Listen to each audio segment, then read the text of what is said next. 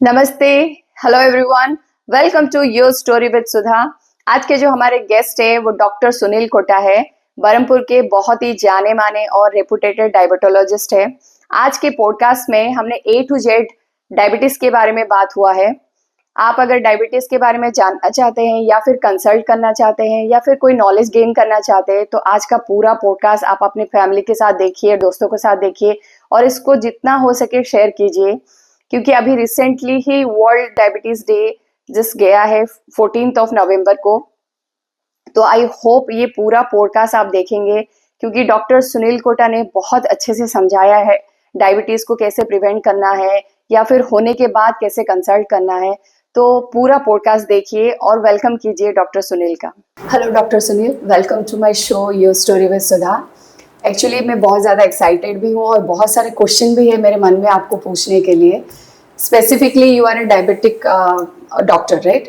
तो मुझे लगता है कि आज जो हम टॉपिक के बारे में बात करने वाले हैं it will be very lengthy one और डिटेल में हम बात करने वाले हैं, क्योंकि मैं ये जो पॉडकास्ट करने का रीज़न यही है कि जिनको डायबिटिक के बारे में पता नहीं है वो जाने, नॉलेज गेन करें, और जिनको पता है और जो सफ़र हो रहे हैं उन चीज़ों के बारे में जान के थोड़ा बहुत अपना लाइफस्टाइल चेंज करें।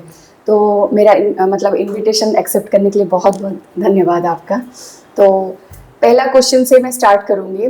नॉर्मली ऐसा क्या होता है जो मतलब बहुत टाइम के बाद लोगों को फील होता है कि डायबिटिक हुआ है? मतलब कैसे स्टार्ट होता है?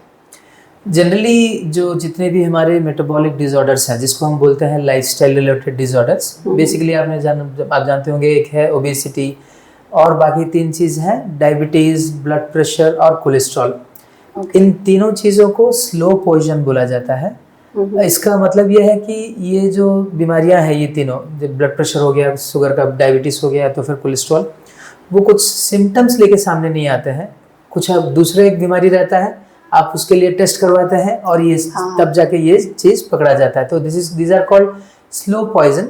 मोस्ट ऑफ द टाइम्स क्या होता है, जैसे लोगों में सोचिए कोई एक ऑपरेशन है या तो फिर बुखार बहुत दिनों से लेकिन कम नहीं हो रहा है, दांत निकालना है, या तो फिर आपका प्रेगनेंसी है, तो उस टाइम में रूटीन टेस्टिंग में ये सारी चीज़ें बाहर आते हैं एक्चुअली। तो ज़्यादातर केसेस में जब भी शुगर, प्रेशर या कोलेस्ट्रॉल कुछ हद तक ब्लड में बढ़ जाते हैं तो उसका कुछ सिम्टम्स नहीं रहता है, और they can be in your body for a pretty prolong period of time without even getting detected because they are not associated with any symptoms. तो बोला जाता है कि इनको आप इंसिडेंटली पाते हैं बाय एंड लार्ज, सो इनको स्लो पॉइजन बोला जाता है। ओके, मतलब बहुत टाइम से आप अपना लाइफस्टाइल अगर खराब कर रहे हो, कुछ भी मतलब गलत खाना या लाइफस्टाइल, ऐसा कुछ अल्कोहल वगैरह लेते हो, तभी जाके ये सिम्टम विजिबल होता है या ऐसा कुछ पता नहीं चलता है? बहुत इंपॉर्टेंट चीज़ मैडम, क्योंकि सबको तो होने के चांसेस तो रहते ही हैं, लेकिन हम लोग बोलते हैं कुछ एक मॉडिफाइबल रिस्क फैक्टर, कुछ एक नॉन मॉडिफाइबल रिस्क फैक्टर। जैसे मॉडिफाइबल रिस्क फैक्टर में जैसे आपने बताया कि ओबेसिटी है, फिजिकल इनएक्टिविटी, जैसे आप बहुत देर तक एक ही जगह पे बैठ के काम करते रहते हैं, जैसे कि आजकल बहुत ही प्रोफेशन में, इंक्लूडिंग हमारे प्रोफेशन में होता है कि हम लोग घंटों एक ही जगह बैठे रहते हैं। ओबेसिटी, फिजिकल इनएक्टिविटी हो गया आपका। फिर जो डाइट है आपका, मतलब जो खाने का जो पहले जो खाना रहता था हेल्दी रहता था और लोगों घर का खाना होता था। आजकल क्या है ना, जो जंक फूड है जो कि इजीली अवेलेबल है, और दूसरा चीज है सबका पेइंग कैपेसिटी भी बहुत बढ़ गया है, और अवेलेबिलिटी ऑफ फूड। आप देखिए बचपन में आपको शायद कोई एक जंक फूड खाने के लिए बहुत मतलब माथापच्ची करना पड़ता था, लेकिन आजकल बहुत आराम से मिल जाता है। बिल्कुल। और जो लैक ऑफ एक्सरसाइज, जैसे हमने पहले बता रखा था, और जो नॉन मॉडिफाइबल रिस्क फैक्टर्स हैं उसमें बहुत ही इंपॉर्टेंट रहता है जेनेटिक। जैसे फैमिली में आपको किसी और को अगर डायबिटीज है तो आपके डायबिटीज होने के चांसेस दूसरे लोगों से ज्यादा आ जाता है। ऐसे ही बताया जाता है आपका अगर ब्लड प्रेशर है, आपका अगर कोलेस्ट्रॉल है। लेडीज लोगों में दो इम्पोर्टेंट रिस्क फैक्टर रहते हैं। एक आपने कॉमनली सुना होगा पॉलीसिस्टिक ओवेरियन सिंड्रोम, जिसमें कि पीसीओडी में लेडीज में मेल हार्मोन ज़्यादा रिलीज होते हैं और उनके मेंसेस इरेगुलर होते हैं, चेहरे पे बाल आ जाते हैं, तो इसको polycystic ovarian syndrome is also a risk factor for diabetes. और एक चीज़, जिनको गर्भावस्था में डायबिटीज है या फिर गर्भावस्था में डायबिटीज है उनको पता नहीं है, लेकिन बच्चा जो है उसका अगर बर्थ वेट अगर 4 किलो से ज़्यादा रहता है, ये सभी भी डायबिटीज़ के रिस्क रहते हैं। तो इन सब में हम लोग बोलते हैं कि स्पेसिफिकली आप थोड़ा अलर्ट रहिए। जैसे बताया जाता है कि अगर आपके सिम्टम है तो आप तो पक्का टेस्ट कराइए ही, लेकिन अगर आपके केसेस में ये रिस्क फैक्टर है, अभी जो भी इंटरनेशनल गाइडलाइंस है वो सब बताते हैं कि 30 या 35 साल में शुरुआत करते हैं और सालाना एक बार आपको ब्लड प्रेशर, ब्लड शुगर और कोलेस्ट्रॉल टेस्ट कर लेना बेटर है। अगर आपका थोड़ा माइल्डली डिरेंज्ड है तो उस सूरत में आप शायद 6 महीने भी एक बार करा सकते हैं। तो फिर प्री डायबिटिक क्या है? कुछ डिफरेंट है डायबिटिक से? डेफिनेटली, ये बहुत ही इंपॉर्टेंट चीज़ आपने पूछा है, क्योंकि डायबिटीज़ जो है, जैसे अगर खाली पेट का ब्लड शुगर आपका नॉर्मली 100 के नीचे रहना चाहिए, अगर 126 से ज़्यादा है तो हम उसको डायबिटीज़ बोलते हैं। वैसे ही ब्लड ग्लूकोज, जैसे जब हम लोग एक 75 ग्राम का ग्लूकोज देते हैं उसको बोलते हैं पोस्ट ग्लूकोज ब्लड ग्लूकोज। तो वो 75 ग्राम ग्लूकोज देने के 2 घंटे बाद हम लोग फिर टेस्ट करते हैं, नॉर्मली रहना चाहिए 140 के नीचे, 200 से ज़्यादा होने पर उसको हम डायबिटीज़ बोलते हैं। ऐसे और एक मार्कर है HbA1c, जो कि पिछले 3 महीने का जो शुगर कंट्रोल वो हमें बताता है। नॉर्मली जो है 4.8 के नीचे रहना चाहिए, अगर 5.6 से ज़्यादा हुआ तो डायबिटीज़ है। तो आपने अभी देखा होगा कि मैंने कुछ इन बिटवीन वैल्यूज छोड़ दिए हैं, जैसे fasting sugar between 100 to 126, post glucose between 140 to 200 और HbA1c बिटवीन 4.8 to 5.6। तो ये जो बीच वाले वैल्यूज हैं इनको बोला जाता है प्री डायबिटीज, जो डायबिटीज का पूर्वावस्था है, और इसमें लोगों को दवाई लेने की जरूरत नहीं रहता है। और अगर आप पीरियोडिकली टेस्टिंग कराते हैं और अगर आपका डिटेक्शन प्री डायबिटीज जैसे हुआ है तो आप डाइट कंट्रोल और एक्सरसाइज के जरिए आपका शुगर पूरा नॉर्मल ला सकते हैं। स्टडीज बताते हैं कि करीबन आप 10 साल तक भी आपका डायबिटीज ना हो वैसे भी आप कोशिश कर सकते हैं बिना मेडिसिन लिए हुए। तो इसीलिए प्री डायबिटीज को डिटेक्ट करना बहुत इंपॉर्टेंट रहता है। Okay, nice. तो फिर मतलब इंडिया में ये मतलब जो रेट है क्यों इतना बढ़ रहा है? प्रॉब्लम क्यों इंडिया के मतलब चीज़ों में? I don't get it actually. तो एक्चुअली इंडियन जो है, एशियन इंडियन फिनोटाइप हम लोग बोलते हैं। अगर आप डेटा के बारे में मैं थोड़ा एक लाइन बताऊंगा कि अभी जो हम लोग का Indian council of medical research जो ऑर्गेनाइजेशन है उसके तहत एक INDIAB, मतलब पूरे देश भर में कहाँ कितने लोग डायबिटीज रहते हैं, तो उसका एक स्टडी किया गया था, INDIAB, ICMR INDIAB, जिसके चलते बताया गया कि 10 करोड़ लोग अभी फिलहाल हम लोग में डायबिटीज, मतलब भारत में डायबिटीज से सफ़र कर रहे हैं, और 13.5 crore people are having pre diabetes, जो डायबिटीज का पूर्वावस्था है। 31.5 crore people are having blood pressure या हाइपरटेंशन। मोटापा है लगभग 25 करोड़ लोगों में। और अगर आप देखें कि एब्डोमिनल ओबिसिटी, जैसे लोग दुबले रहते हैं लेकिन पेट में ज़्यादा चर्बी भर जाता है, वो दिखा जाता है और 35 करोड़ लोगों में। तो इंडियंस को बोला जाता है थिन लुकिंग मेटाबॉलिकली ओबीज। आप दिखते हैं अगर दुबले हैं तो भी आपके बॉडी में फैट, विशेष करके आपके जो पेट का जो हिस्सा है, आप देखिए बाहर जैसे लोगों का जो मोटापा रहता है, हाथ पैर सब चीज मोटा रहता है, लेकिन हम लोग का यहाँ पे सिर्फ पेट बढ़ जाता है। और पेट में जो फैट डिपॉजिट होता है वो that is the most dangerous fat, क्योंकि हमारे जो 2 ऑर्गन रहते हैं बेसिकली इंपॉर्टेंट है, एक है लिवर और एक है पैनक्रियास। लिवर जो कि हम लोग के डाइजेशन में हेल्प करता है और पैनक्रियास जो कि इंसुलिन भी तैयार करता है। तो लिवर और पैनक्रियास में फैट जमा होने पे उसको बोला जाता है ट्विन साइकिल थ्योरी।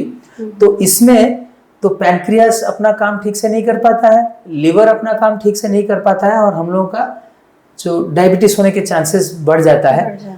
तो देखा गया है कि अगर आप एक ही वजन के एक एशियन इंडियन को लें और एक वेस्टर्न काउंटर पार्ट को लें, अगर दोनों का वजन एक ही भी है तो हम लोग एक बॉडी में फैट उनके तुलना में बहुत ही ज्यादा रहने के चांसेस रहते हैं। This is something called Barker hypothesis. तो we are probably bit of cursed race we can say, मतलब इन दैट सेंस कि मेटाबॉलिकली जो भी है आप डायबिटीज, ब्लड प्रेशर, कोलेस्ट्रॉल कम वजन में आ जाता है, एटलीस्ट 5-10 साल जो वेस्टर्नर से जल्दी आ जाता है, और हम लोगों में कॉम्प्लिकेशंस आने के चांसेस भी उन लोगों से ज्यादा रहता है।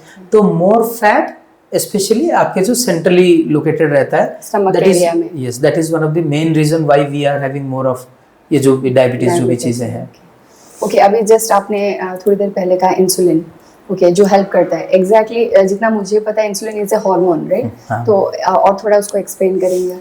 इंसुलिन जो हार्मोन है हमारे बॉडी में एक पैनक्रियास करके ऑर्गन है, left upper half of pancreas जो एब्डोमेन है वहाँ पे रहता है।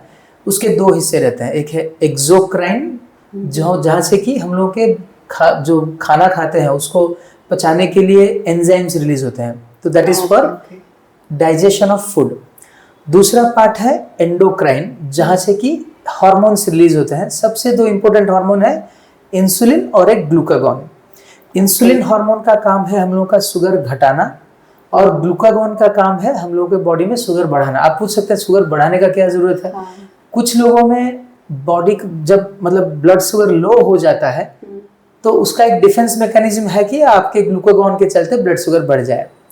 तो डायबिटीज कब होता है? जो ये जो इंसुलिन रहता है बेसिकली इसका काम है आपके ब्लड में जो शुगर है वो आपके सेल के अंदर वो लेने के लिए वो हेल्प करता है। तो it is a mediator for entry of glucose from blood to inside of the cell. और अगर आपके बॉडी में इंसुलिन नहीं है तो वो शुगर जो है ब्लड से सेल के अंदर जा नहीं पाता है, ब्लड में ही बढ़ता जाता है। तो सेल धीरे धीरे श्रिंक हो जाता है। ये जैसे सिचुएशन आप देखिए, समंदर के अंदर जा रहे हैं, पानी चारों ओर भरा पड़ा है लेकिन आप पी नहीं सकते क्योंकि उसमें बहुत सारा नमक है। वैसे ही सेल को भी वैसे ही एक समंदर है उसके चारों ओर जहाँ पे शुगर है लेकिन वो उसको खा नहीं पा रहा है, इसलिए सेल श्रिंक हो जाता है। जैसे कि डायबिटीज में लोग दुबले पतले हो जाते हैं। तो इंसुलिन डेफिशिएंसी में क्या होता है कि ब्लड में से शुगर सेल के अंदर जा नहीं पाता, ब्लड में बढ़ता जाता है। दूसरा चीज है इंसुलिन रेजिस्टेंस, माने आपके बॉडी में इंसुलिन है लेकिन वो ठीक से काम नहीं कर पाता। कुछ एक फैक्टर्स हैं जो कि इंसुलिन को काम करने नहीं देते हैं। 4 या 5 मेन कॉज हैं। एक है मोटापन, दूसरा है फिजिकल इनएक्टिविटी, आप ज्यादा देर एक ही जगह बैठ के काम करते रहते हैं। तीसरा है लेडीज में pregnancy and polycystic ovarian syndrome. अभी के जो रिसेंट डेटा बताते हैं कि हर 3 या 4 प्रेग्नेंट लेडी में एक प्रेग्नेंट लेडी को डायबिटीज होने के चांसेस है। जो गर्भाशय में एक प्लेसेंटा करके एक ऑर्गन बनता है, उससे रिलीज होने वाले कुछ हार्मोन जो है कि वो इंसुलिन को काम करने नहीं देते हैं। चौथा कॉज है स्ट्रेस, जो कि आजकल का सबका लाइफ का एक पार्ट है। और पांचवा सबसे इम्पोर्टेंट है इन्फेक्शन। जैसे आपने देखा होगा कि कोरोना वायरस के दौरान बहुत लोगों को नया करके डायबिटीज पकड़ा गया, तो लॉन्ग स्टैंडिंग इन्फेक्शन। अभी तो हम लोगों ने कोरोना के बारे में सुना है, इससे पहले HIV है, ट्यूबरकुलोसिस, जो कि लॉन्ग स्टैंडिंग इन्फेक्शन है, those all can give rise to insulin resistance। तो आपके बॉडी में अगर इंसुलिन ठीक अमाउंट से रिलीज नहीं हो पाता है, दूसरा कारण है रिलीज होता भी है लेकिन कुछ एक फैक्टर के चलते वो ठीक से काम नहीं कर पाता। लेकिन आजकल के टाइम में जो इंसुलिन रेजिस्टेंस है वो बहुत ही इंपॉर्टेंट है, क्योंकि obesity, physical inactivity, infection, pregnancy, stress, ये सब बहुत मतलब कॉमन जैसे हो गए हैं। अगर मैं सिंपल टर्म में कहूँ तो जब हम खाना खाते हैं वो खाना ग्लूकोज में कन्वर्ट होता है, तो उसको मतलब जो कन्वर्ट करता है वो इंसुलिन है, राइट? नहीं, ग्लूकोज को कन्वर्ट करने के लिए हमारे बॉडी में एंजाइम्स चाहिए रहता है, जो कि मैंने आपको बताया पैनक्रियास के एक्सोक्राइन पार्ट में होता है। एक बार ग्लूकोज हो गया, वो ग्लूकोज सिर्फ ब्लड में नहीं रहना है, उसको आपके सेल के अंदर जाना है ताकि सेल उसका एनर्जी में कन्वर्ट कर सके। तो ग्लूकोज तैयार हो रहा है लेकिन सेल के अंदर नहीं जा पा रहा है क्योंकि इंसुलिन नहीं है या तो फिर इंसुलिन रेजिस्टेंस है। तो ब्लड में जो शुगर बढ़ जाता है बहुत मात्रा में, उसको हम डायबिटीज बोलते हैं। ओके, बिफोर डायबिटिक होने से पहले मतलब ऐसा कुछ सिम्टम पहले से पता चलता है? Unfortunately no. जैसे आपने शुरुआत में हम लोगों ने जैसे डिस्कस किया कि डायबिटीज का हम लोग साइलेंट किलर या स्लो पॉइजन बोलते हैं। बहुत ही ज़्यादा शुगर बढ़ने के बावजूद, जैसे हमने आपको बताया कि खाली पेट जो है 126 के ऊपर, ग्लूकोज देने के बाद 200 के ऊपर, तब हम डायबिटीज बोलते हैं। लेकिन लोग ऐसे साल भर उनको पता नहीं चलता है, शुगर जब खाली पेट का 200-250 भी रहता है, खाने के बाद का 300 भी रहता है, उनको कुछ सिम्टम नहीं रहता है। सिम्टम लेकिन क्लासिकल सिम्टम है, एक है पॉलीयूरिया, पॉलीडिप्सिया, पॉलीफेजिया। मतलब पॉलीयूरिया मतलब ज़्यादा पेशाब लगना, जो कि आपके पेशाब ज़्यादा होता है, बॉडी में वाटर कम हो जाता है, आपको ज़्यादा प्यास भी लगता है, और जो कि उसमें बहुत सारा ग्लूकोज चला जाता है तो भूख भी ज़्यादा लगता है। तो भूख ज़्यादा लगना, प्यास ज़्यादा लगना और पेशाब ज़्यादा होना और वजन घट जाना। आपके मतलब ऑल ऑफ सडन वजन घट जाना, आपको अनयूजुअल थकान महसूस होना, आंखों में धुंधलापन दिखना, और पैरों हाथों में झुनझुनाहट, चुभन है, आपके सेक्सुअल इंटरेस्ट अगर बहुत ही ज़्यादा कम हो जाता है, और फंगल इन्फेक्शन जैसे स्किन में हो गया, आपके जेनाइटल्स में अगर बिना कारण के बार बार फंगल इन्फेक्शन हो रहा है, और अगर आपका कोई अगर इन्फेक्शन हुआ है जल्दी ठीक नहीं होता है, घाव लगा है लेकिन वो ठीक नहीं होता है, पहले बुखार जल्दी कम हो जाता था लेकिन आजकल जल्दी कम नहीं हो रहा है, तो ये सारे चीज़ों को बोला जाता है स्लो पॉइजन, मतलब सिम्टम्स ऑफ डायबिटीज। लेकिन अगर आप पूछें कि सबसे कॉमन सिम्टम क्या है, तो that is absence of symptoms. तो सिम्टम आता है मतलब डायबिटीज का ब्लड शुगर बहुत ही ज्यादा बढ़ गया है और बहुत दिनों तक बढ़ा हुआ है, तब जाके आपके सिम्टम्स आते हैं। कम मात्रा में बढ़ा है तो आपको सिम्टम्स आते नहीं हैं। एक्चुअली मैंने थोड़ा बहुत पढ़ा। Okay, type 1 and type 2 diabetic, उसका क्या डिफरेंस है और क्या चीज़ है? हाँ, देखिए 4 टाइप के डायबिटीज हैं बेसिकली। टाइप 1, टाइप 2, टाइप 3 जो कि है हम लोग के मतलब दूसरे कोई एक ऑर्गन में डिसफंक्शन होने से या फिर वायरल इन्फेक्शन होने से सेकेंडरी डायबिटीज, मतलब secondary to some other illness, that is type 3। मतलब पैनक्रियास का बीमारी हो गया, आपका कुछ कुछ डिजीज से आपको डायबिटीज होना। जैसे आप देखिए, जैसे कोरोना में बहुत लोग स्टेरॉइड ले रहे थे, तो स्टेरॉइड लेने के बाद डायबिटीज हुआ, तो ड्रग इंड्यूस्ड हो गया, कुछ एक ऑर्गन का प्रॉब्लम हो गया, दूसरे हार्मोन का प्रॉब्लम हो गया, कुछ एक जेनेटिक सिंड्रोम से हो गया, ये सब, और कुछ ड्रग जैसे हमने बताया स्टेरॉइड है, कुछ बीपी के मेडिसिन है, तो उससे भी डायबिटीज होता है, that is secondary diabetes type 3। Type 4 is GDM, मतलब जेस्टेशनल, जो कि हम जो प्रेगनेंसी में पहली बार पकड़ा जाता है। बहुत इंपॉर्टेंट है कि 90 to 95% पीपल में टाइप 2 डायबिटीज देखा जाता है because of lifestyle changes. Lifestyle, जैसे हमने अभी बात किया, इंसुलिन बॉडी में धीरे धीरे कम हो जाता है और इंसुलिन ठीक से काम नहीं कर पाता, ये हो गया टाइप 2। टाइप 1, ये बहुत ही जानना इंपॉर्टेंट है, ये जेनेटिक है, ये बेसिकली जेनेटिक कुछ है, और इम्यून डिसफंक्शन। इम्यून सिस्टम हमने बहुत बार सुना है कोविड के दौरान, मतलब आपके बॉडी में कोई अगर एक इन्फेक्शन होता है, इन्फेक्शन को दबाने के लिए हमारे बॉडी में एंटीबॉडीज तैयार होते हैं, तो वो एंटीबॉडी का काम है वो इन्फेक्शन को कैसे घटाए। लेकिन कभी कभार क्या होता है, हमारे जो इम्यून सिस्टम अगर ठीक से काम नहीं करता है, वो जो हम लोगों ने गन या एंटीबॉडी तैयार किया है, वो वायरस को तो और इन्फेक्शन को तो अटैक करता ही है, उसके साथ साथ हमारे खुद के बॉडी को भी अटैक कर देता है।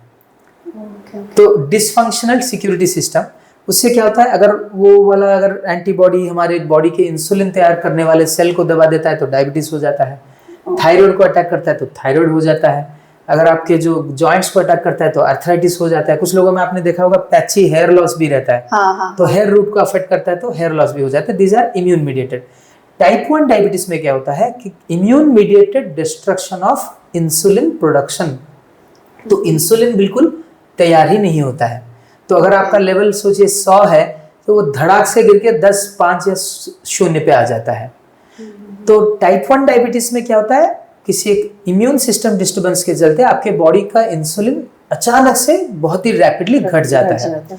डिफरेंस हमें जानना होगा टाइप 1 और टाइप 2 में, कि टाइप 1 जनरली फैमिली में उतना नहीं रहता है, टाइप 2 में फैमिली के बहुत सारे लोग अफेक्टेड रहते हैं। दूसरा पॉइंट है, टाइप 2 जनरली थोड़े एज बढ़ने के बाद, 30, 35, 40 के बाद, टाइप 1 जो है यंग लोग में हो जाता है, जनरली 5-7 साल ऐसे। और तीसरा सबसे इंपॉर्टेंट पॉइंट है, टाइप 2 में जनरली लोग मोटे रहते हैं और टाइप 1 में बहुत ही दुबले पतले हो जाते हैं, क्योंकि इंसुलिन जो है हमारे बॉडी में फैट भी डिपॉजिट करता है।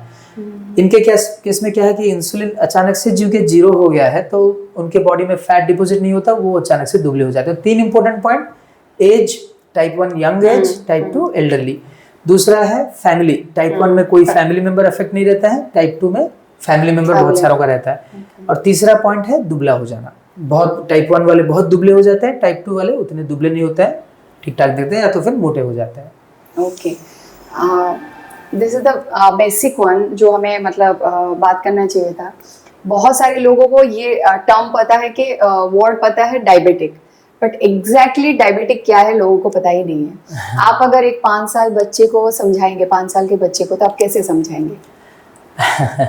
देखिए, जैसे मैंने बताया कि हर किसी के ब्लड में शुगर रहता है, शुगर जो कि हम लोगों के बॉडी को एनर्जी देता है। उसका मात्रा एक तय रहता है कि आपका खाली पेट का 100 के नीचे रहना चाहिए, खाने के बाद का 140 के नीचे रहना चाहिए। जो हम लोग बोलते हैं कि मतलब ज़रूरत से ज़्यादा हो जाने पर भी वो कभी कभार घातक सिद्ध होता है। तो अगर ब्लड में शुगर लेवल ज़रूरत से बहुत ही ज़्यादा है तो हम उसको डायबिटीज़ बोलते हैं। लेवल्स हमने पहले से बात कर रखा है। तो शुगर अस्वाभाविक स्तर जब पहुंच जाता है, बहुत ही ज़्यादा हो जाता है, तब वो आपके बॉडी को घातक सिद्ध होता है, तब हम उसको डायबिटीज़ बोलते हैं। ओके, एक हेल्दी इंसान और डायबिटिक में दोनों में क्या डिफरेंस? Very important. देखिए डायबिटीज को पूछा क्योंकि नॉर्मली एक हेल्दी इंसान जो होता है मतलब लाइक अल्कोहल से दूर रहता है, एक हेल्दी खाना मतलब उसका जो रूटीन होता है, हेल्दी खाना वगैरह होता है, एक्सरसाइज करता है, आजकल योगा सब करते हैं। तो एक हेल्दी फिट इंसान जो बीमारी कुछ भी हुआ नहीं है, और एक डायबिटिक में, तो अलग अलग क्या है? बेसिकली ये क्वेश्चन बहुत इंपॉर्टेंट है कि हम लोग डायबिटीज को क्यों इतना इम्पोर्टेंस देते हैं, वाई इट इज़ इम्पोर्टेंट। तो आप जैसे बताया हेल्दी और नॉन हेल्दी में, आपने बताया जैसे कारण है, जैसे हेल्दी फूड है, फिजिकल इनएक्टिविटी, वो तो इम्पोर्टेंट है as far as cause is concern.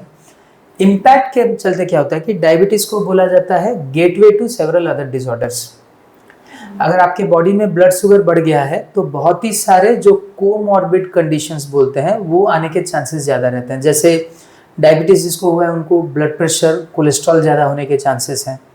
उनके केसेस में आँखों का, नर्व्स का, किडनी का जो कॉम्प्लिकेशन होने के ज़्यादा चांसेस रहते हैं। इसके अलावा उनके केसेस में heart, brain stroke, heart attack और जो पेरिफेरल वैस्कुलर डिजीज जो बोलते हैं वो भी होने के ज़्यादा चांसेस हैं। इसके अलावा डायबिटीज़ लोगों को इन्फेक्शन भी ज़्यादा होता है। आपने देखा होगा कोविड के दौरान जिनको डायबिटीज़ है उनके केसेस में कोविड होने के चांसेस ज़्यादा हैं। और इसके अलावा उसका सीवियरिटी भी ज़्यादा ही रहता है। और कभी कभार क्या होता है डायबिटीज़ में अचानक से ब्लड शुगर बढ़ गया या अचानक से कम हो गया तो कभी कभार वो कोमाटोज स्टेट में भी चले जाते हैं। तो ये सारे कॉम्प्लिकेशंस हैं जो कि नॉर्मल इंसान से थोड़े हम डायबिटिक लोग अलग रहते हैं। और इसको कंट्रोल करना इसीलिए ज़रूरी है कि बताया जाता है कि आप सिर्फ शुगर के पीछे ना दौड़ें, बाकी जो भी हम लोगों ने जो कॉम्प्लिकेशंस डिस्कस किया वो भी जैसे नॉर्मल रहता है उसको भी देखना बहुत ज़रूरी रहता है। बिल्कुल, मतलब देयर आर मतलब बहुत ज़्यादा चांसेस है कि और भी कुछ बीमारी हो सकता है। यस, और डायबिटीज लोगों में सबसे common cause of morbidity and mortality. Morbidity मतलब क्या है, जो बहुत दिनों तक हेल्थ खराब रहना, उसको मॉर्बिडिटी बोलते हैं। मोर्टालिटी मतलब डेथ। सबसे कॉमन कॉज है हार्ट का वाला। तो हार्ट बाकी दूसरे लोगों से हार्ट का बहुत ही डिफ्यूज इन्वॉल्वमेंट होना, बहुत ही सारे ब्लड वेसल एक ही साथ इन्वॉल्वमेंट होना, बाकी दूसरे लोगों से 5-10 साल पहले अफेक्ट हो जाना, ये सब चांसेस भी डायबिटीज में ज़्यादा रहते हैं। ओके, इनफैक्ट मैंने सुना है मतलब डायबिटिक की वजह से ब्लाइंडनेस भी होता है। यस, आँखों का इन्वॉल्वमेंट होना बहुत ही कॉमन है। और आजकल बताया जाता है कि diabetes is one of the most common preventable cause of blindness. आप डायबिटीज जब आपका डिटेक्ट होता है तो हम लोग जैसे बता रहे हैं कि सिर्फ आप शुगर ना देखें, बाकी सब कॉम्प्लिकेशन देखें। सालाना एक बार मैंने जितने भी आपको कॉम्प्लिकेशन बताए, ये सब कॉम्प्लिकेशन का बेसलाइन टेस्ट भी कर लेना जरूरी रहता है। वैसे उसमें सबसे इम्पोर्टेंट है आई।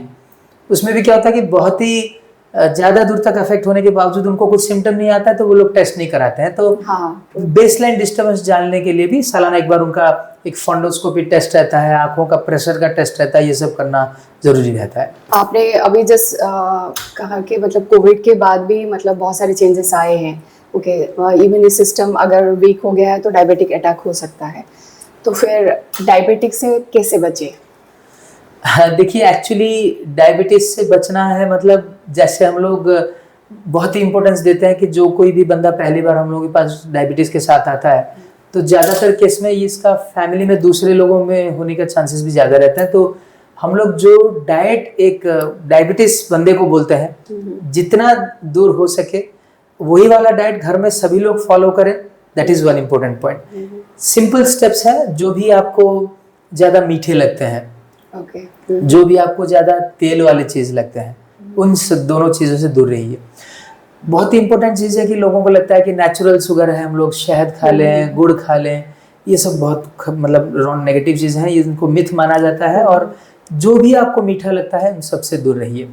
दूसरा चीज़ है, आप लोगों को लगता है कि हम लोग चावल छोड़ के सिर्फ रोटी खाएं। ये भी गलत बात है। अगर आप जो ICMR इंडाइब का डेटा देखें तो भारत में 2 ऐसे राज्य हैं जहाँ पे कि सबसे ज़्यादा डायबिटीज़ के लोग रहते हैं, वो है हरियाणा और पंजाब, जहाँ के कि लोग रोटी खाते हैं ज़्यादा।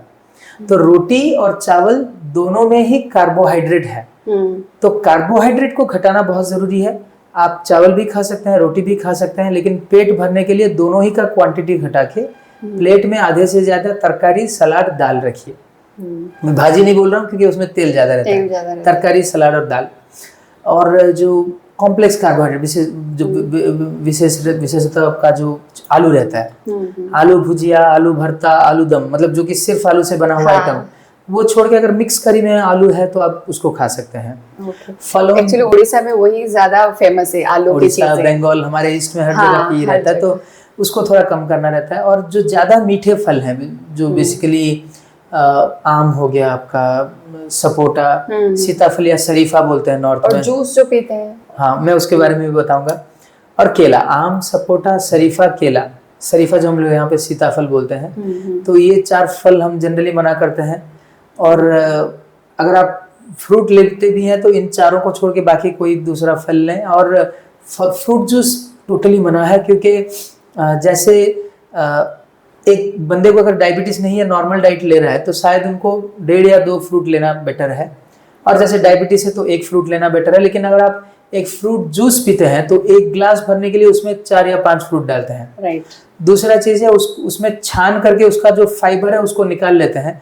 और फाइबर जो है वो बेसिकली हमारे बॉडी में जो फ्रूट का शुगर एब्जॉर्ब होने नहीं देता है। हाँ। तो आप होल फ्रूट खाते हैं तो उसका शुगर कम बढ़ेगा, लेकिन अगर आप जूस पीते हैं, फाइबर छान लिया, मतलब उसमें शुगर ज्यादा बढ़ जाएगा। तीसरा पॉइंट है, जूस को और ज्यादा टेस्टी बनाने के लिए उसमें ज्यादा शुगर भी डालते हैं। तो हमें बताया जाता है कि 1 ग्लास अगर आप फ्रूट जूस पी रहे हैं तो उसका इक्विवेलेंस है नियर अबाउट 4 to 5 फ्रूट्स, लेकिन आपको लेना चाहिए 1 या 2। तो इसीलिए फ्रूट जूस पूरा मना है। वैसे ही हम लोग बोलते हैं कोल्ड ड्रिंक भी मना है। कोल्ड ड्रिंक में बहुत सारा मीठा है, बहुत सारा कैलोरी है। इसको बोलते हैं स्पेसलेस कैलोरी। जैसे आप कोई एक खाना खाते हैं तो आपका पेट जब भर जाता है तो आपको भूख नहीं लगता है। हाँ। लेकिन अगर आप कोल्ड ड्रिंक पीते हैं तो आपके स्टमक में नहीं रहता है, वो धीरे धीरे इंटेस्टाइन की ओर खिसकता जाता है। तो पेट खाली हो जाता है, फिर आपको भूख लगता है। तो इतना सारा कैलोरी लेने के बावजूद आपको फिर से भूख लगता है। तो इसीलिए हम लोग कोल्ड ड्रिंक भी मना करते हैं, फ्रूट जूस। लेकिन लोग जो वेजिटेबल जूस है वो सब आप पी सकते हैं, लेकिन उसमें ज्यादा सॉल्ट या शुगर ऐड ना करें, that would be good actually. Okay. और बहुत सारे मतलब शुगर को कंट्रोल करने के लिए लाइक कड़वी चीजें, करेला वगैरह, नीम के पत्ते वगैरह, बहुत सारा जूस पीते हैं। Is that good? देखिए, जैसे प्रिवेंशन में और एक चीज मैं ऐड करना चाहूंगा कि जो एक्सरसाइज है वो बहुत ही इंपॉर्टेंट है। मतलब जिनको है या फिर जिनको नहीं है, उनको नहीं होने के जो प्रिवेंशन स्टेप के लिए एक्सरसाइज वेरी इंपॉर्टेंट। जैसे हर रोज आप आधे घंटे से 45 मिनट पैदल चलिए, एटलीस्ट हफ्ते में 5 दिन। और वो 2-3 चीजें इंपॉर्टेंट है कि आप थोड़े ब्रिस्क पेस में चलिए, जिसके चलने के बाद आपको हाफना महसूस हो, आपका हार्ट रेट बढ़ जाए।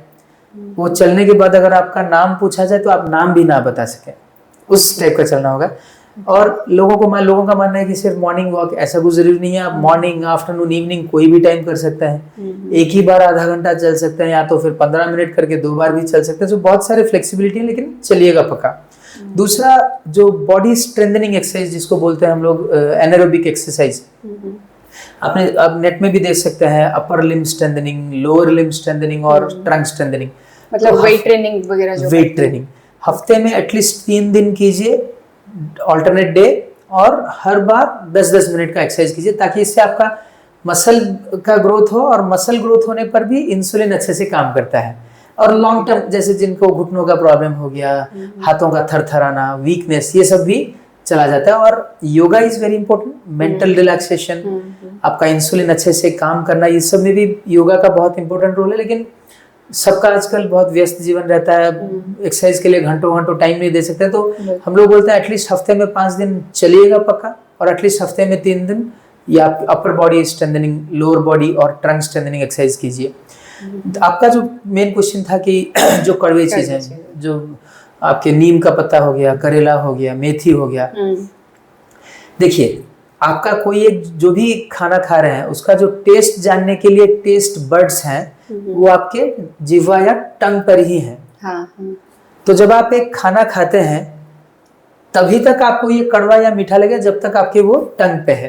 अच्छा। एक बार वो क्रॉस होके अंदर चला गया, ब्लड में मिल गया, तो कड़वा या मीठापन ऐसे दूसरा नहीं रहता है। मीठे के चलते शुगर बढ़ जाता है, कड़वापन अपने आप बाहर एक्सक्रीट हो जाता है। तो एक बार ब्लड में एंटर कर गया तो वो कड़वापन मिठास को कुछ नहीं कर सकता, बेसिकली न्यूट्रलाइज नहीं कर सकता। जो आपका टेस्ट न्यूट्रलाइज हो रहा है वो सिर्फ आपके टंग में हो रहा है, लेकिन एक बार ब्लड में जाने के बाद वो कड़वापन मिठास को कुछ नहीं कर सकता।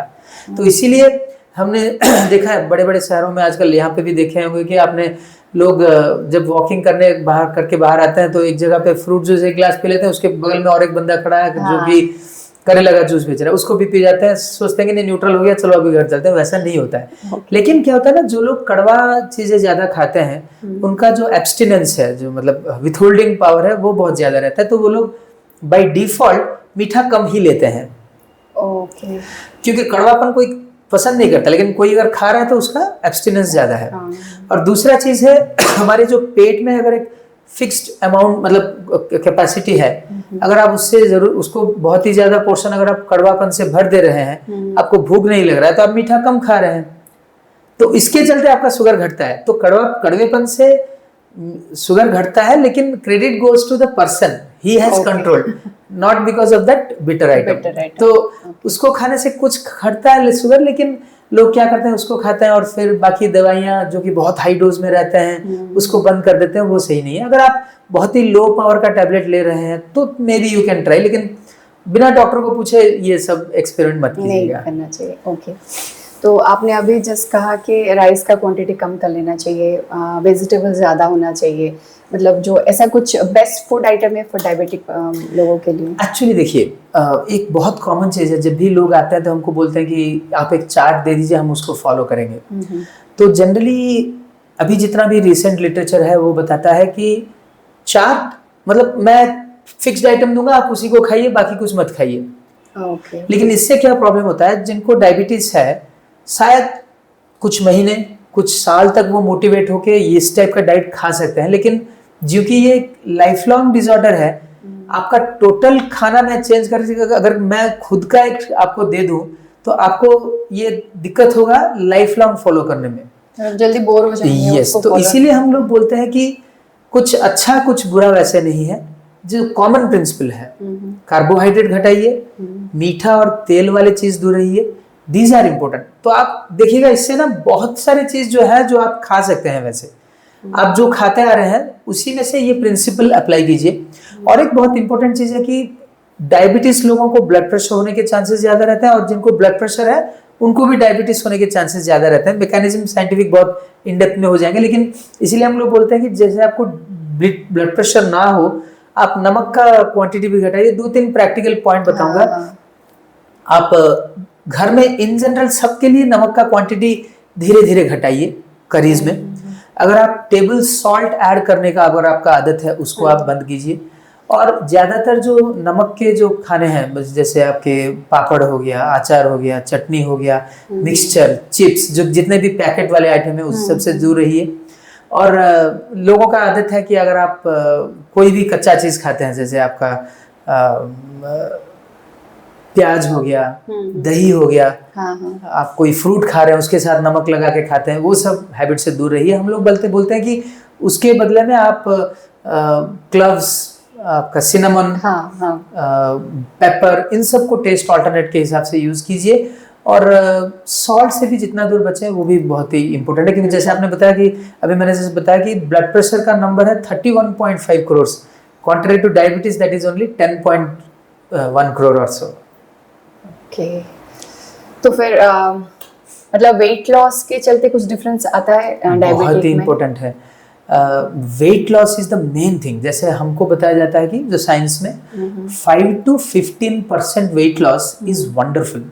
क्या होता है, 5 to 10% जब आप वेट लॉस करते हैं तो आपका वजन घटता है, ब्लड शुगर घटता है, ब्लड प्रेशर, कोलेस्ट्रॉल, सब चीज़ घटता है। लेकिन अगर आप 10 to 15% वेट लॉस में आ जाते हैं तो उसको बोला जाता है डिजीज मॉडिफाइंग इफेक्ट। मतलब डायबिटीज बिना मेडिसिन के भी आप कंट्रोल कर सकते हैं, जिसको साइंटिफिकली रेमिशन बोला जाता है। ब्लड प्रेशर भी बिना मेडिसिन आप कंट्रोल कर सकते हैं। तो wait loss is very important, और उसके भी माध्यम यही है, मीठे तेल वाले चीज से दूर रहिए और कार्बोहाइड्रेट, चावल रोटी जितना घटा के आप एक छोटा सा कप चावल लीजिए, लेकिन तरकारी, सलाद और दाल बहुत भर भर के खाइए, और exercise, these are important. Okay, तो फिर अभी जस्ट आपने कहा कि weight loss, is there any fasting rule, ऐसा कुछ है कि फास्टिंग रूल की वजह से हम जैसे कीटो डाइट अभी कल चल रहा है, एक्चुअली इन सबको हम लोग ना फैट डाइट्स बोलते हैं।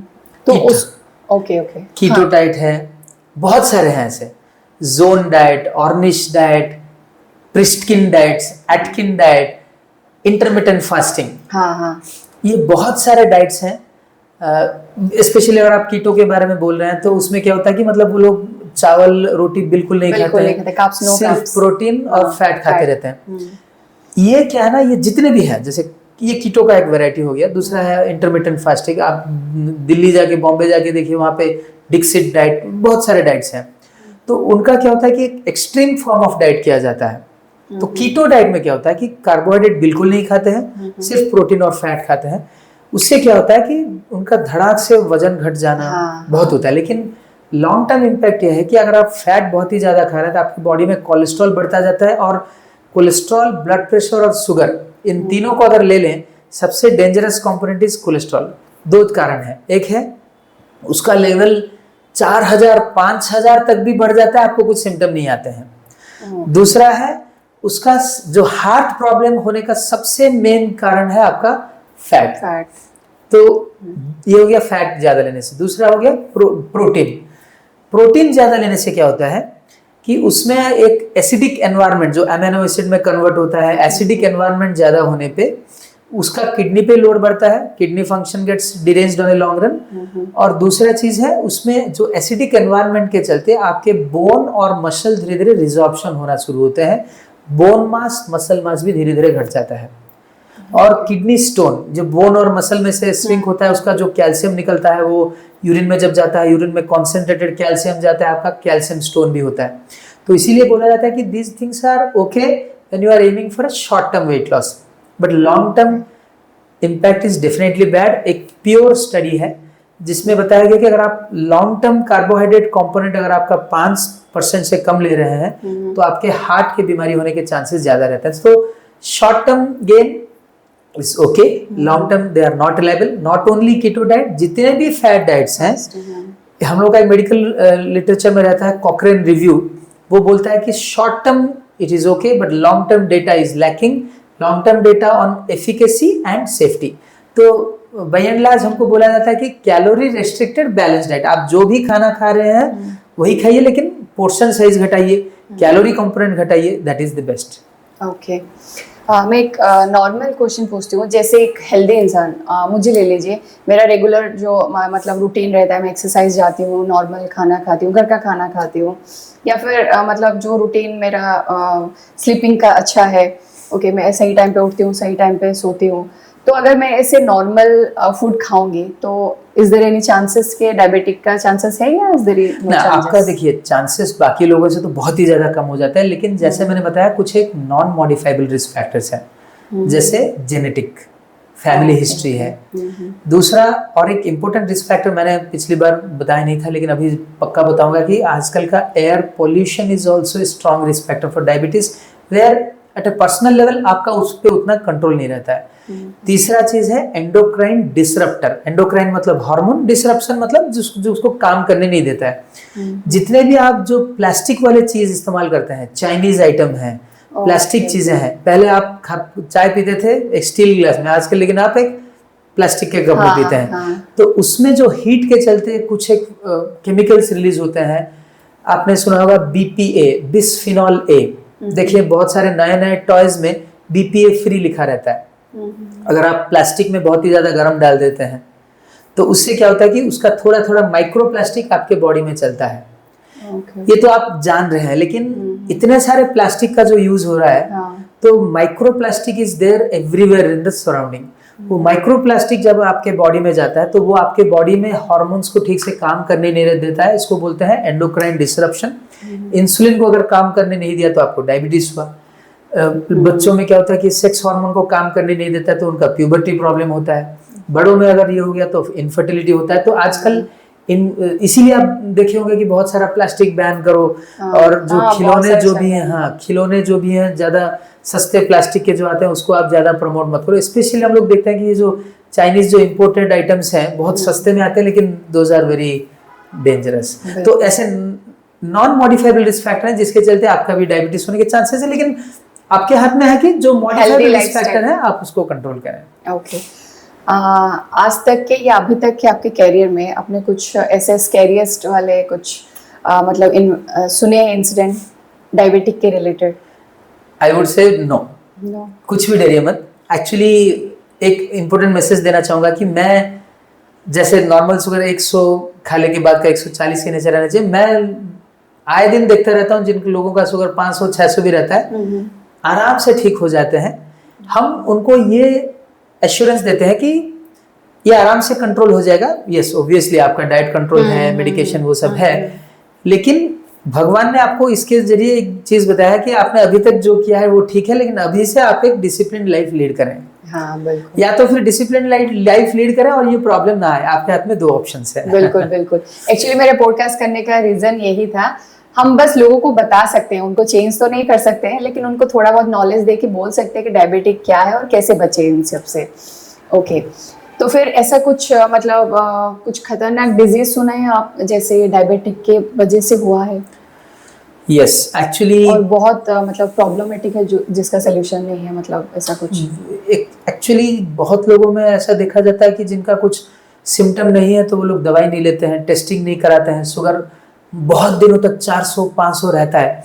तो आपने भी सुना होगा ये जो कुछ एक इन्फेक्शंस रहता है, जैसे बोलते हैं मैलिग्नेंट ओटाइटिस एक्सटर्ना, मतलब जो कान का है एक सुडोमोनास इन्फेक्शन रहता है। दूसरा है आपका एक गॉल ब्लैडर और किडनी का एम्फाइसोमैटस पायलोनेफ्राइटिस कोलेसिस्टाइटिस, जिस इन्फेक्शन का ज्यादातर ट्रीटमेंट है नहीं। आपने और एक सुना होगा कोविड के दौरान ब्लैक फंगस, म्यूकरमाइकोसिस, वो भी एक है राइनोसेरिब्रल म्यूकरमाइकोसिस, जो कि आपके नाक के जरिए ब्रेन तक पहुंच जाता है। तो इसका भी ज्यादातर ट्रीटमेंट हमारे पास नहीं रहता है।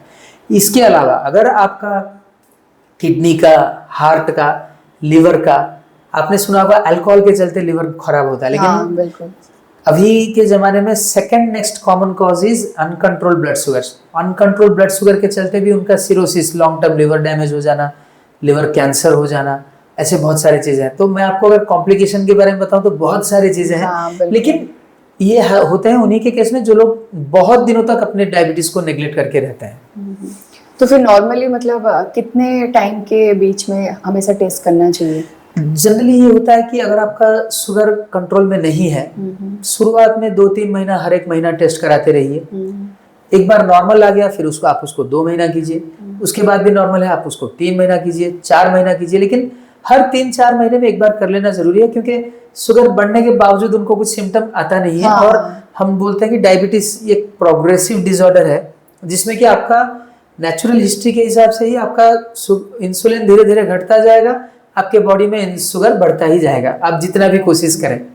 तो हर 3-4 महीने में तो पक्का करा लेना चाहिए। अगर आपका कंट्रोल नहीं है तो कंटिन्यूसली 2-3 महीना टेस्ट करना भी बहुत जरूरी है। इसके अलावा हर 6-9 महीने में केवल शुगर नहीं, blood pressure, cholesterol, liver, kidney, heart, eyes, blood vessels, ये सब भी टेस्ट कर लेना जरूरी है, क्योंकि वो सभी भी स्लो पॉइजन है। जैसे कुछ बहुत ही ज्यादा इफेक्ट जब तक नहीं होते तो कुछ सिम्टम्स सामने नहीं आते, तो वो सब भी चीजें पीरियडिकली टेस्ट कर लेना जरूरी है। आजकल मतलब चल रहा है मार्केट में, ओके, कोई बिजनेस के लिए चला रहे हैं या बहुत सारे चीज़ों में, तो डायबिटिक बिस्किट बोल के एक मार्केट में चल रहा है, ओट्स बिस्किट, ये सब मतलब स्पेसिफिकली डायबिटिक लोगों के लिए है या फिर जस्ट फॉर मार्केटिंग या बिजनेस के लिए है? एक्चुअली देखिए, हम लोग जैसे जो भी एक प्रोसीजर है, अगर आपका डाइट का है, एक्सरसाइज का है, मेडिसिन का है, तो हम लोग ये बोलते हैं कि अगर वो बहुत सारे लोगों में स्टडी किया गया है, बहुत दिनों तक स्टडी किया गया है, और different kind of people, elderly, young, जिनका किडनी प्रॉब्लम है, लिवर प्रॉब्लम है, उन सब में स्टडी होने के बाद अगर सब में ये एफिकेशियस है तो हम उसको बोलते हैं कि it is A effective treatment. लेकिन आपने जो से बताया ये सब क्या होता है कि न्यूट्रास्यूटिकल्स के अंडर आ जाता है, ये फार्मास्यूटिकल के अंडर नहीं आता है। जैसे शुगर फ्री ओट हो गया, शुगर फ्री बिस्किट हो गया, तो इन सब का रेगुलेशन इतना स्ट्रांग नहीं रहता है। हम लोगों ने देखा है कि बहुत सारे ऐसे शुगर फ्री प्रोटीन के प्रोडक्ट हैं, शुगर फ्री हेल्थ सप्लीमेंट के प्रोडक्ट हैं, जिसको खाने के बाद शुगर धड़ाक से बढ़ जाता है। आजकल तो आपने देखा होगा मार्केट में शुगर फ्री स्वीट भी बेचने लगे हैं। हाँ बिल्कुल। तो ये सब चीजें कुछ हद तक ठीक है, लेकिन शुगर फ्री है इसीलिए बोल के आप उसको धड़ाधड़ खाते जाएं, वो भी ठीक नहीं है। जैसे देखिए, अब आपने देखा होगा शुगर फ्री टैबलेट आता है, रिलिश करके आता है, जो आर्टिफिशियल स्वीटनर, उसका भी है कि मॉडरेट क्वांटिटी में आप लीजिए। देखिए उसमें क्या है कि आपके बॉडी, उसमें खाने में शुगर नहीं है, लेकिन वो खाने को मीठा कर देता है, लेकिन उसका खुद का एक कैलोरी वैल्यू भी है। तो आप वो लेवल वगैरह सब देखना चाहिए। हाँ, मतलब अगर आप बताया जाता है कि आप 2 या 3 टैबलेट ले सकते हैं एक एक कप में। अगर आप चाय ले रहे हैं तो एक एक कप में एक एक टैबलेट डालिए। लेकिन क्या होता है, लोग खीर करते हैं तो पूरा पैकेट खाली कर देते हैं, लेकिन उसमें क्या होता है, शुगर बढ़ता नहीं है, लेकिन उसका जो इतना कैलोरी आप खा रहे हैं, वो कैलोरी आपके बॉडी में जाके वो फिर फैट में कन्वर्ट होगा, आपका वजन बढ़ेगा, फिर आपका इंसुलिन रेजिस्टेंस होगा। तो मॉडरेट क्वांटिटी 3 या 4 टैबलेट। लोग बोलते हैं कि शुगर फ्री का चीनी हम लोग ले लें क्या, लेकिन उसमें प्रॉब्लम होता है कि आप क्वांटिफाई कैसे करेंगे। चम्मच में कभी कभार कम आ सकता है, कभी कभार ज्यादा आ सकता है। तो artificial sugar are absolutely acceptable, लेकिन 3-4 टैबलेट पर डे टैबलेट, ताकि आपका क्वांटिटी आप डिफाइन कर सकें। ओके। तो फिर और एक मतलब नॉर्मल क्वेश्चन पूछूंगी। चाय इंडिया का फेमस है, ओके, हर घर में चाय बनता है, तो आप उन लोगों को कुछ एडवाइस करेंगे जो एवरीडे 3-4 से ज्यादा चाय पीते हैं? देखिए, अगर आपको डायबिटीज नहीं है ठीक है, लेकिन जितना दूर हो सके आप उसमें मिठास कम कीजिए। और जो डायबिटीज वाले हैं वो भी पी सकते हैं, मना नहीं है, लेकिन बिना मिठास वाला सबसे बेस्ट है। नहीं, if you have a sweet tooth, मतलब आप बिना मिठास के नहीं खा सकते हैं, तो ये आर्टिफिशियल स्वीटनर खाइए, लेकिन दिन में 2 या 3, मतलब 2 कप पी रहे हैं, 3 कप पी रहे हैं, एक एक कप में एक एक टैबलेट डालिए, उसमें खत्म कीजिए। ज्यादा लेना ठीक नहीं रहेगा। क्योंकि एक एक कप में एक एक स्पून डालते हैं, मतलब इट मींस कि अगर 4-5 बार पीते तो 4-5 स्पून एक दिन में होता है, तो मंथली कितना होता है, मतलब तो बहुत ही एग्जैक्टली। तो उन लोगों के लिए मतलब स्पेसिफिकली मैंने इसीलिए पूछा, so that they can understand. Actually देखिए, कुछ लोगों का आपका क्वेश्चन इसीलिए इंपॉर्टेंट है कि कुछ लोग बोलते हैं कि हम लोग बिना मिठास के अगर 6-7 कप पीते हैं उसमें क्या प्रॉब्लम है। लेकिन उसमें आप शुगर नहीं है, लेकिन उसमें मिल्क भी आप पी रहे हैं, उसका भी कैलोरी वैल्यू है, तो उसका कैलोरी घटाना भी जरूरी है। तो क्वांटिटी भी घटाइए, बिना मिठास के पीजिए, या तो फिर आर्टिफिशियल शुगर के साथ लीजिए। That is the best answer. Okay. और एक चीज डॉक्टर सुनील, नॉर्मली स्ट्रेस आजकल कॉमन हो गया, सबको स्ट्रेस हो रहा है, और लैक ऑफ स्लीप, सही टाइम पे सोते नहीं है बहुत ज्यादा स्ट्रेस की वजह से, तो ये कितना हद तक हार्म कर सकता है बॉडी को? Actually stress is a significant modifiable risk factor for diabetes. Stress में क्या होता है ना, हम लोगों की बॉडी में कुछ एक हार्मोन्स होते हैं जिसको बोला जाता है कॉर्टिकोस्टेरॉइड, कैटेकोलामिन, जो कि आपके बॉडी के ग्लूकागॉन लेवल बढ़ा देते हैं, जो कि शुगर बढ़ाता है, और इंसुलिन को ठीक से काम करने नहीं देते, तो उसमें डायबिटीज बढ़ने के चांसेस हैं। देखिए, जैसे प्रोफेशन रिलेटेड स्ट्रेस हो गया, आप तो प्रोफेशन बंद करके घर में नहीं बैठ सकते हैं, तो हम लोग ये बोलते हैं कि एडिक्वेट स्लीप इज इम्पोर्टेंट। उसमें सबसे आजकल का बहुत ही इंपॉर्टेंट चीज है कि आप देर रात तक टीवी मत देखें। जो आप स्क्रीन देखते हैं, टीवी हो गया, मोबाइल हो गया, लैपटॉप हो गया, उसमें एक ब्लू रे रिलीज होता है। वो रिलीज जो है आपके बॉडी का अलर्ट सेंटर को एक्टिवेट करके रखता है और आपको नींद आने नहीं देता है। तो लेट नाइट तक स्क्रीन एक्सपोजर रोकिए। दूसरा चीज है, रात में स्पेशली चाय कॉफी वगैरह मत पीजिए। रात में हेवी डाइट मत लीजिए। एक्सरसाइज जो भी है शाम 5-6 बजे तक खत्म कर लीजिए। और आपने देखा होगा बचपन में कि जब आपको कोई एक किताब पढ़ने को दिया जाए तो आपको नींद आता था। हाँ। तो हम लोग बोलते हैं कि रात में किताब पढ़ने का आदत रखिए, अच्छा चीज है। और एक एक्टिव एक्सरसाइज जो आपको ब्रेन को पॉजिटिवली अफेक्ट करता है, और आपको ब्रेन को थकान भी हो जाता है जब जिसके चलते आपको नींद भी जल्दी आ जाता है। तो स्लीप इज इम्पोर्टेंट, और yoga is also very important. Yoga आप रेगुलरली करते रहते हैं तो उन लोगों का स्ट्रेस लेवल कम रहता है, नींद अच्छे से रहता है, जल्दी स्ट्रेसफुल नहीं होता है। So these are some of the stress coping technique. But लेकिन ये डिपेंड करता है आप किस प्रोफेशन में, हाउ यू आर तो you have to take out some of the unhealthy habits, especially screen viewing till late at night. Okay doctor Sunil, मतलब normally आजकल मेंटल हेल्थ का भी बहुत बड़ा इशू चल रहा है. बहुत सारे लोगों को मेंटल हेल्थ इश्यूज हो रहा है, like depression, okay, hyper tension वगैरह. तो उस चीज़ से भी देयर इज चांसेस है, मतलब डायबिटिक का? डेफिनेटली है. इसीलिए तो एक्चुअली आजकल जिन लोगों का भी साइकियाट्री जो साइकोलॉजिकल इश्यूज रहते हैं उनका ब्लड शुगर और थायराइड टेस्ट कराना बहुत ही ज़रूरी हो गया है. स्पेशली वो स्ट्रेस के चलते भी होता है, और स्ट्रेस को ट्रीटमेंट करने के लिए जो दवाई दिया जाता है वो दवाइयों के चलते भी आपके शुगर बढ़ने के चांसेस रहते हैं. तो यस, देखिए उसको भी ट्रीट करना बहुत ज़रूरी है. आप डॉक्टर से बात कीजिए कि कौन से टैबलेट खाने से आपको डायबिटीज होने के चांसेस कम है, और ओब्वियसली जो डाइट एंड लाइफस्टाइल के बारे में हम लोग अभी डिस्कस कर रहे थे वो भी करना बहुत ही ज़रूरी रहता है. और एक चीज़ मतलब मैं पूछना चाह रही थी पहले, शुगर और as compare to alcohol the same तरह काम करता है बॉडी में? देखिए दोनों dangerous in different ways, I would say. In fact alcohol का अगर आप वर्ल्ड हेल्थ ऑर्गेनाइजेशन का देखें तो उसका है कि एक लेडी एक ड्रिंक ले सकती हैं दिन में, और एक मेल जो है 1.5 से 2 ड्रिंक ले सकते हैं.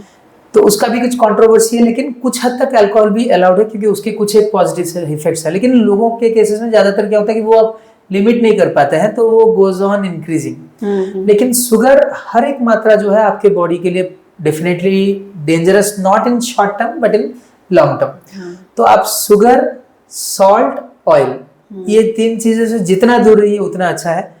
अल्कोहल भी पूरा ना ले तो और अच्छा है. अगर आप नहीं लेके रह पाते हैं तो ये परमिसिबल लिमिट के अंदर ले सकते हैं, लेकिन both are dangerous in their own senses. Okay, मतलब नॉर्मली मैंने देखा है सेलिब्रिटीज अवॉइड करते हैं शुगर को जस्ट बिकॉज ऑफ यही रीजन है, या और भी कुछ reason? This is the reason. Actually अगर आप तीनों को देखें, अगर नमक है, आपका तेल है और चीनी है, आज के टाइम में अगर नंबर्स देखें तो चीनी के चलते जितने प्रॉब्लम है, जैसे डायबिटीज हो गया, डायबिटीज के चलते ब्लड प्रेशर हो गया, हार्ट का प्रॉब्लम हो गया, तो sugar is one of the very dangerous thing. But I would also equally suggest salt probably is more dangerous than sugar. क्यों? जैसे हमने आपको नंबर बताया, ब्लड प्रेशर वाले पेशेंट्स हैं 31.5 crores, डायबिटीज है 10.2 crores. तो BP is also A silent killer. मैं बताना चाहूंगा कि आप तीनों से दूर रहिए, तेल, मीठा और अल्कोहल. हाँ, ये भी इंटरनेट, मतलब those are like very slow poison. Alcohol smoking तो पक्का मना है. रहना ही चाहिए. ओके, मतलब इन लोगों को स्लो पॉइजन बोलते हैं, धीरे धीरे वो अपना काम करते हैं. ओके, और एक चीज मतलब था मेरे माइंड में शुगर को लेके, मतलब शुगर और अल्कोहल को एज कंपैरिजन क्यों किया गया है? क्योंकि जस्ट रिसेंटली मैंने एक ब्लॉग में देखा था, शुगर स्किन रिलेटेड बहुत सारे इश्यू क्रिएट करता है. ओके, मतलब जल्दी एज बढ़ जाता है, स्किन में विजिबिलिटी ज़्यादा बढ़ जाती है. सेम एज वेल अल्कोहल भी सेम काम करता है स्किन रिलेटेड. तो दैट्स व्हाई आस्क के मतलब डायबिटिक को कुछ रिलेटेड है या नहीं? एक्चुअली डायबिटीज में सब चीज़ों का एजिंग प्रोसेस थोड़ा जल्दी हो जाता है, because skin is seen from outside, you are looking at skin, but we are more worried for your internal organs. जैसे मैंने आपको बताया किडनी, लिवर, हार्ट वगैरह. तो yes. सही से फंक्शन नहीं होगा तो ये सारी चीजें विजिबिलिटी आएगा ही आएगा. ओके, ठीक है.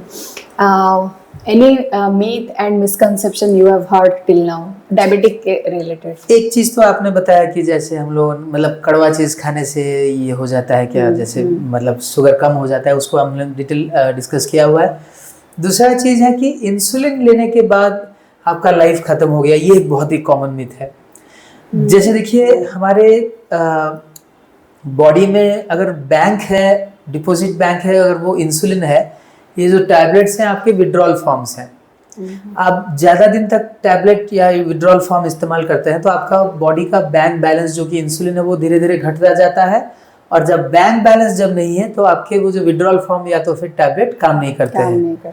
तो ये जनरली होता है कि 7-8 साल जब आपका डायबिटीज हो गया तो आप टैबलेट इस्तेमाल करते करते करते आपके बॉडी का जो खुद का इंसुलिन है पूरा आप इस्तेमाल कर लेते हैं, फिर आपके बॉडी में इंसुलिन नहीं रहता है, तो आपको फिर बाहर से इंसुलिन इंजेक्शन के जरिए लेना पड़ता है. जो कि ये इंसुलिन इंजेक्शन है, लोगों का बहुत सारा डर लगा रहता है, लेकिन insulin is the safest mode medicine. Insulin ब्रह्मास्त्र बोलते हैं हम लोग, मतलब ऐसा कोई भी शुगर नहीं जिसको आप घटा नहीं सकते हैं.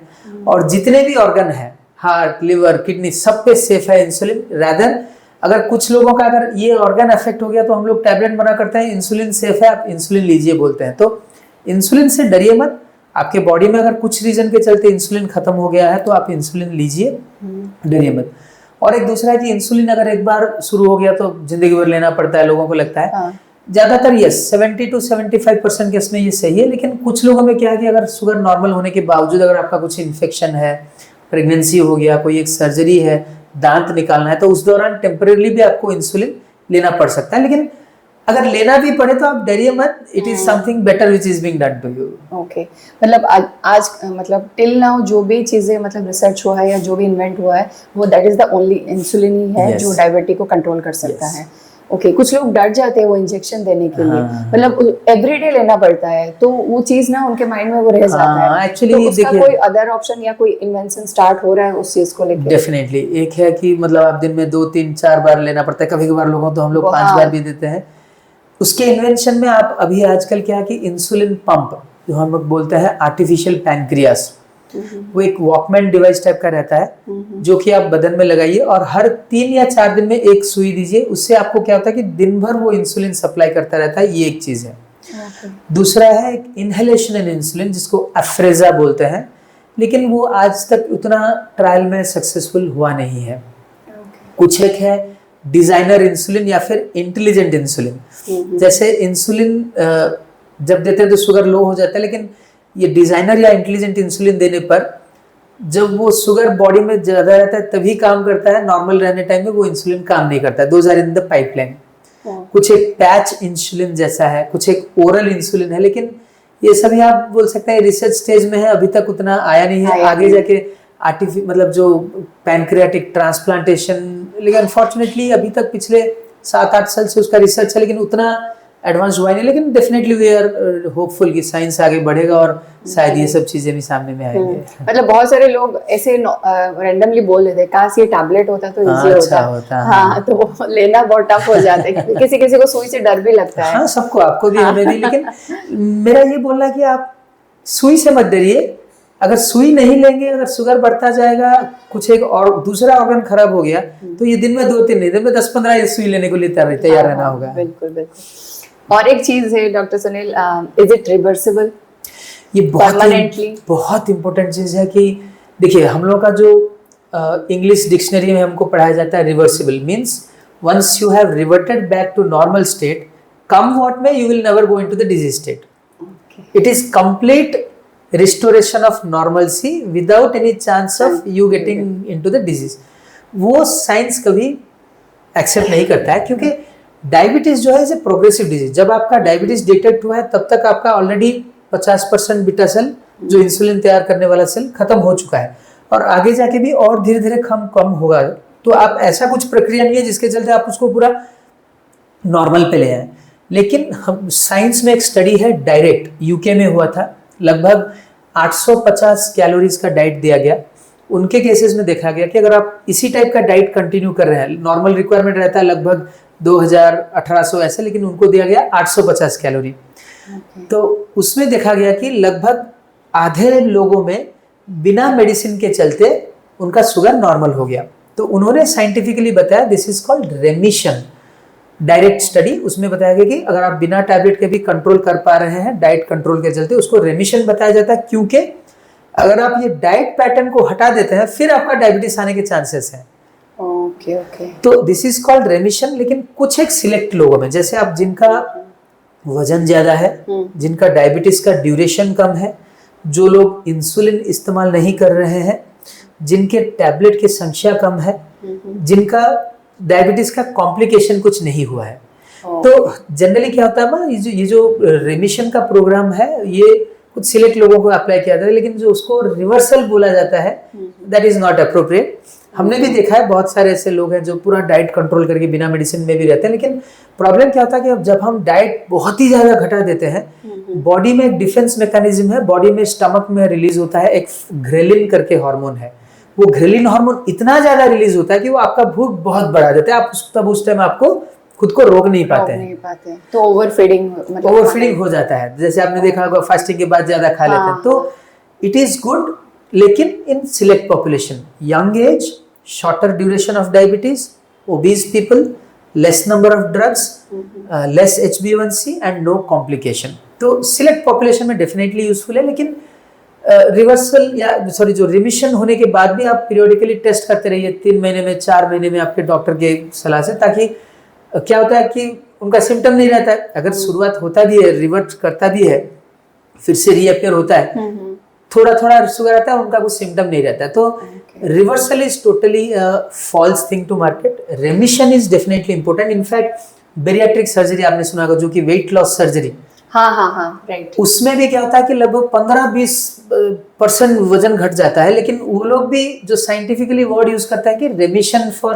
3 years इज इन 60% पीपल, वो लोग भी रिवर्सल कभी नहीं बोलते हैं, लेकिन मार्केटिंग के चलते वो लोग रिवर्सल बोला जाता है, उसको आप मानिए मत, लेकिन रेमिशन is possible in select population. But मैंने देखा है आफ्टर वो सर्जरी के बाद भी कुछ टाइम के बाद वो फिर से बैक टू नॉर्मल ही आ जाते हैं। लगभग वैसा होता है। तो उसको रिवर्सल आप लिटरेचर के हिसाब से भी बिल्कुल नहीं बोल सकते हैं, उसको रेमिशन बोलते हैं।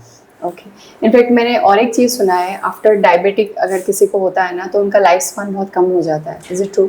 Yes, diabetes reduces your life expectancy, but now there are drugs.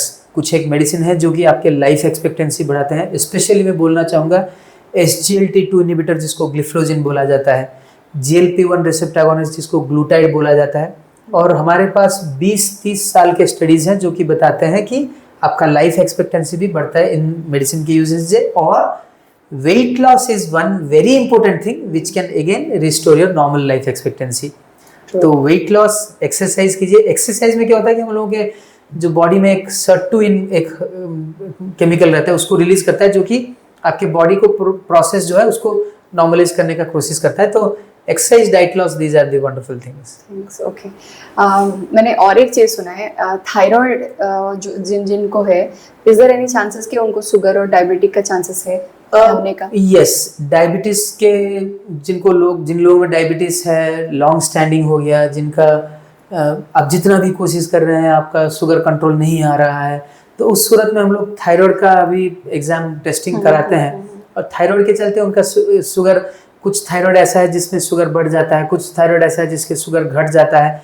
तो thyroid is also a possibility when you have diabetes, और डायबिटीज के साथ डिप्रेशन होता है, कोलेस्ट्रॉल बढ़ता है, हार्ट का प्रॉब्लम है, किडनी का प्रॉब्लम है। तो कभी कभार हम लोग, अगर कुछ दूसरा कारण नहीं मिलता, तो हम लोग थायराइड का कोएग्जिस्टेंस के बारे में भी सोचते हैं।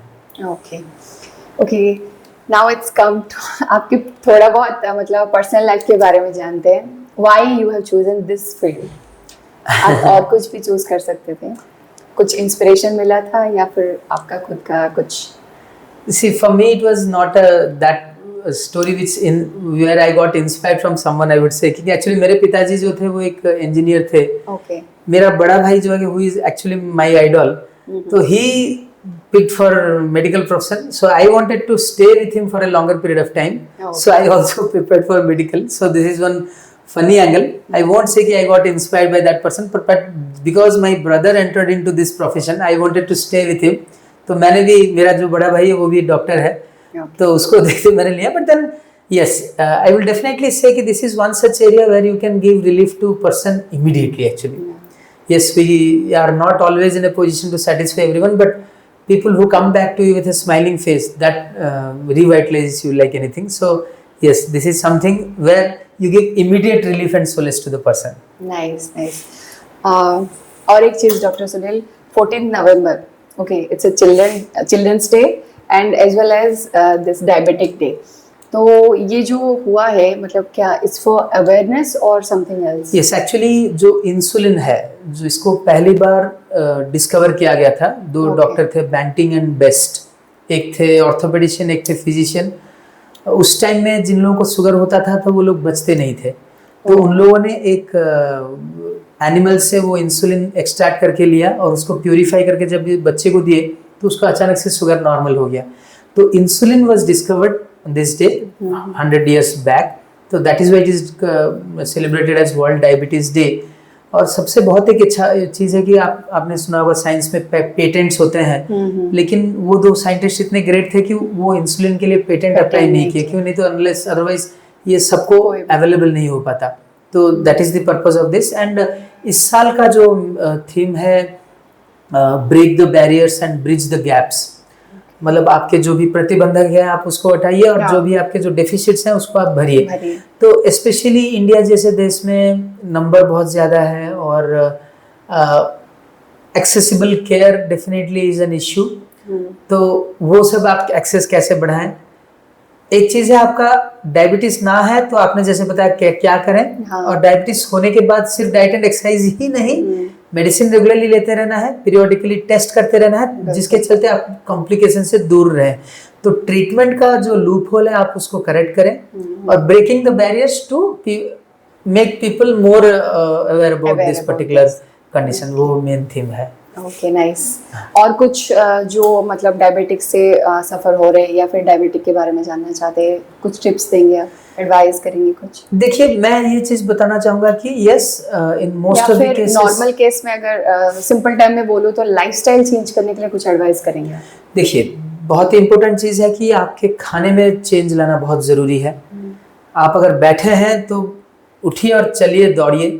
खाने के बारे में हम लोग ऑलरेडी डिस्कस कर चुके हैं। Exercise is very important thing. बहुत एक जो हम लोग का वर्ल्ड हेल्थ ऑर्गेनाइजेशन का गाइडलाइन है, अगर आप बहुत देर तक एक ही जगह बैठ के काम कर रहे हैं तो हर आधे घंटे में और एक 2-3 मिनट का एक छोटा सा एक्सरसाइज, जिसमें आप पैदल चल सकते हैं, पैरों को ऐसे मोड़ सकते हैं या तो फिर हाथों को ऐसे आप स्विंग कर सकते हैं, कुछ एक एक्टिविटी करते रहिए जिसके चलते आपका डायबिटीज और अदर लाइफस्टाइल रिलेटेड डिसऑर्डर होने के चांसेस कम रहते हैं। अगर डायबिटीज डिटेक्ट होता भी है तो अर्ली स्टेज में डॉक्टर के पास जाएं तो बहुत ही हाई चांसेस है कि आप रेमिशन में आ जाएं, बिना मेडिसिन में भी आपका शुगर कंट्रोल हो जाए। अगर मेडिसिन लेने का जरूरत होता है तो आप मेडिसिन से डरिएगा मत, रादर डायबिटीज के चलते जो कॉम्प्लिकेशंस होते हैं उससे डरिएगा। Okay, one more thing doctor Sunil, अगर किसी बच्चे को कम एज में, जैसे टाइप 1 आप बोले कि यंग एज लोगों को होता है, अगर किसी बच्चे को हो गया तो उनको पेरेंट्स को आप क्या बोलेंगे, मतलब कैसे उनको हैंडल करेंगे या कैसे सपोर्ट करेंगे? Really tough situation. In fact not only me, most of my colleagues also, we treat those kids for free, or most of them, because unfortunately जो type 1 kids रहते हैं उनके financial condition बहुत ख़राब रहता है। उनका bad hygiene probably is one of the reason why they get infected। infection के चलते antibody के बाद diabetes आ जाना। तो हम लोग उनको इतना बोलते हैं कि क्योंकि बहुत सारे मिथ्स प्रिवलेंट है तो ये कीजिए, आप इंसुलिन बंद हो जाएगा, ये एक प्रक्रिया है जिसके चलते बंद हो जाता है, उससे आप थोड़ा दूर रहिए। यस, थोड़ा डिफिकल्ट रहता है कि इतने कम उम्र में ही उनको खाने का रेस्ट्रिक्शन रहता है, एक्सरसाइज करना पड़ता है और इंसुलिन भी खरीदना पड़ता है, लेकिन आप इसको कंट्रोल कर सकते हैं, कॉम्प्लिकेशन से दूर रह सकते हैं, लेकिन आपको थोड़ा स्ट्रिक्ट रहना होगा। और जो अनसाइंटिफिक मोड्स ऑफ ट्रीटमेंट, ज़्यादातर क्या होता है कि वो लोग फ्रस्ट्रेट होके ऐसा वो इसका सही हो गया बिना कुछ दवाइयों के, ऐसा जो मिथ्स है उससे आप थोड़ा बचे रहिए। और अगर अचानक से शुगर बढ़ जाता है या तो फिर शुगर कम हो जाता है, उसके कुछ लक्षण जो भी हैं, आप डॉक्टर से बात करें, आप अवेयर रहें। जो बच्चा जहाँ पे भी स्कूल में पढ़ रहा है, कहीं पे बाहर है, तो उनके आसपास लोगों को भी बताइए। अगर बच्चे को कुछ इमरजेंसी चाहिए रहता है तो ज़्यादातर केस में वही लोग भी उसको ट्रीट कर सकते हैं, उसको ज़्यादा हॉस्पिटलाइज होने की ज़रूरत नहीं रहता है। नाइस, बहुत ही अच्छा लगा doctor Sunil, it's been really nice. I hope कि जितने भी व्यूअर हमारे देखेंगे इन पॉडकास्ट से बहुत कुछ सीखेंगे और जो सफ़र हो रहे हैं वो भी बहुत कुछ सीखेंगे। और आई एम रिक्वेस्टिंग कि आप अपना लाइफस्टाइल चेंज कीजिए और एक हेल्दी लाइफस्टाइल जीने की कोशिश कीजिए। That's all, thank you so much for this.